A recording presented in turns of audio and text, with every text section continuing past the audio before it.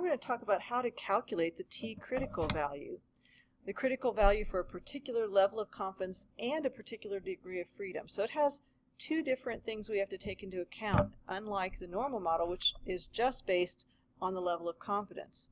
So here, if I want to do a 95% level of confidence, so this would be 0.9, I'm trying to find the T critical value, but it's for a particular degree of freedom. Remember, the degree of freedom is 1 minus the sample size.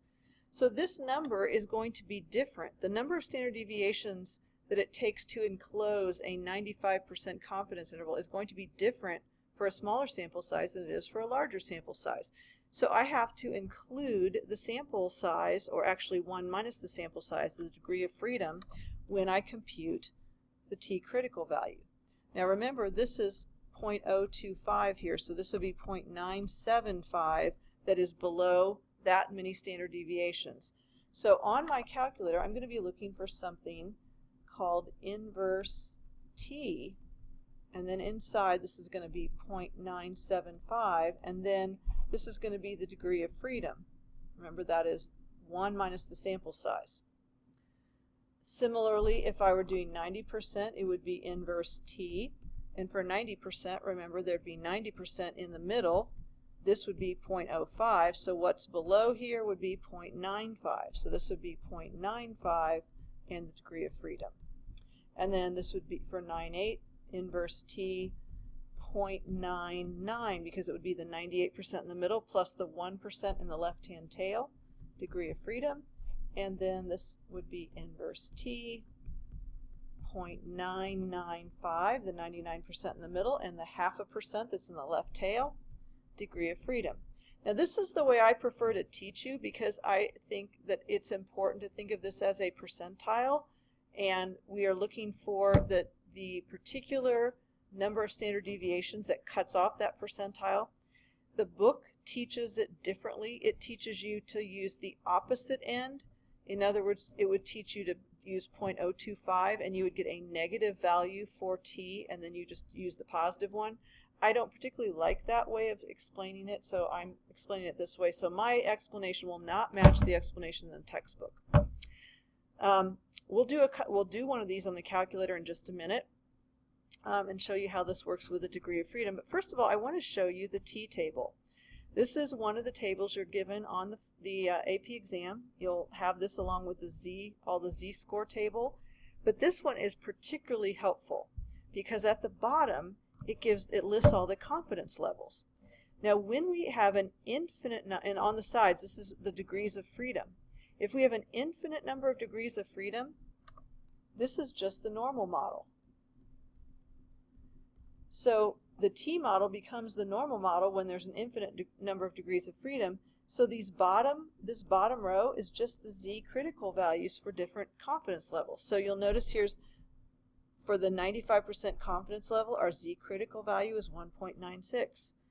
Remember the 98 was, we used 2.33, but 2.326. 99% confidence interval, we used 2.58, 2.576. For the 90th we use 1.645. Okay, so these were numbers that we were using for the Z critical values. Now what happens as the sample size gets smaller? So let's just look at 95% confidence. If I were only using a sample size of 10, I would have 9 degrees of freedom, and notice that 2.262 is bigger than 1.960. Remember, when we're using a sample standard deviation instead of a population standard deviation, the sample standard deviation tends to be smaller. So we need a larger number of standard deviations to compensate for a smaller standard deviation to keep the same amount of margin of error. So when we want a 95% confidence level with a small sample size for the mean, we have to use the number here up in the chart. So this chart is really easy to use. Let's look at an example down here.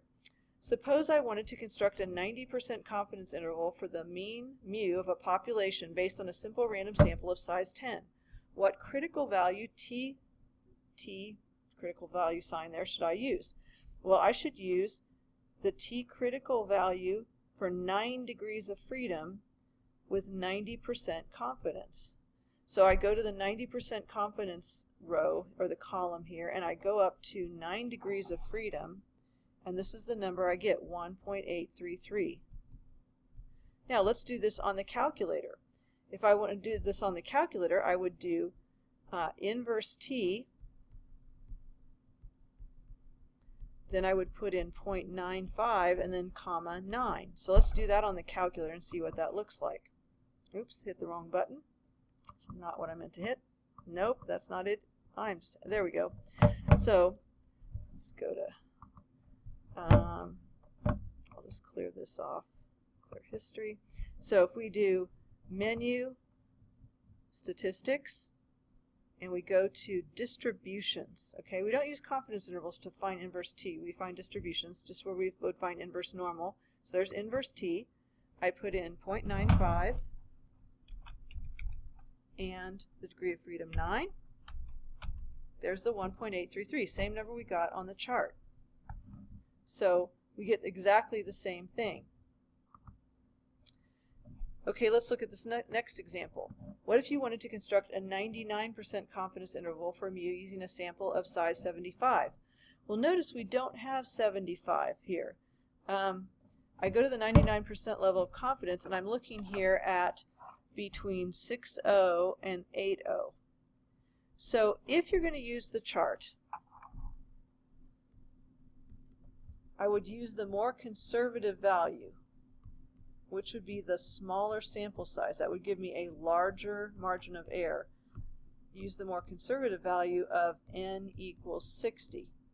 And so I would use the 2.66. But this one, it might be better to do it on the calculator because I could get the exact value that I need. Inverse t, okay, 99% confidence interval, I'd put 0.995, and then I would use 74 degrees of freedom because that's one less than the sample size. So if we go back to the calculator and do that, just to remind you, menu, statistics, distributions, inverse t, number 6.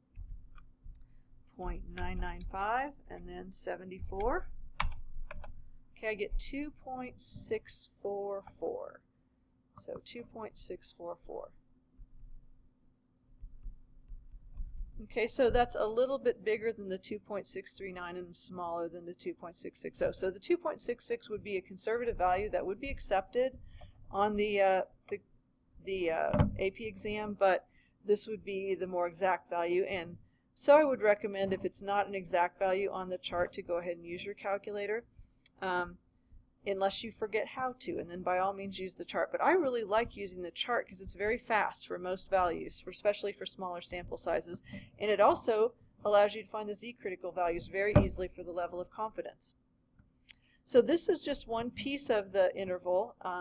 You have your, you're going to have your x bar plus or minus your t critical value for whatever degree of freedom you're looking for, and then times the standard deviation of the statistic divided by the square of the sample size. But this will give you this piece right here, and all the other pieces are really nice to get from technology anyway.